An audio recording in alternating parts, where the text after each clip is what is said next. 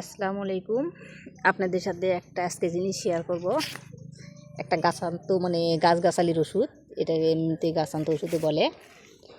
এই যে এখন বর্ষার সময় ছোট ছোট বাচ্চাদের সর্দি লাগে, সে সর্দি লাগলে কিন্তু অনেক কান ব্যথা করে। ওর ছোট ছোট বাচ্চাদের বলতে অন্য বাচ্চাদের বলবো না, আমার বাচ্চারই অনেক কান ব্যথা করে সর্দি লাগলে। তখন আমি এই যে এই গাছটা, এই যে এটা আমাদের এলাকায় তেলাকচু গাছ বলে এটাকে। এটার একটা গুণ আছে, এই ছোটো বাচ্চাদের কান ব্যথা করলে তখন আপনারা এই পাতা তুলে নেবেন 7-8টা, এরকম করে তুলে নিয়ে এর ভিতর মনে করেন 6-7টা তুলে নিয়ে 1 চিমটি লবণ দিবেন।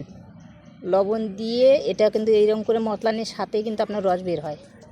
এই রসটা 2-3 ফোঁটা কানের ভিতর দিবেন, দেওয়ার সাথেই দেখবেন কান ব্যথা ভালো হয়ে যাবে কিছুক্ষণ পরে।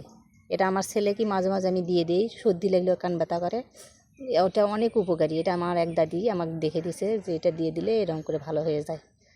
আপনারা দিয়ে দিবেন বাচ্চাদের কানে, দেখবেন আল্লাহর রহমতে ভালো হয়ে যাবে। ওকে, ভালো লাগলে একটা লাইক কমেন্ট শেয়ার করে দিবেন। ওকে, আল্লাহ হাফেজ।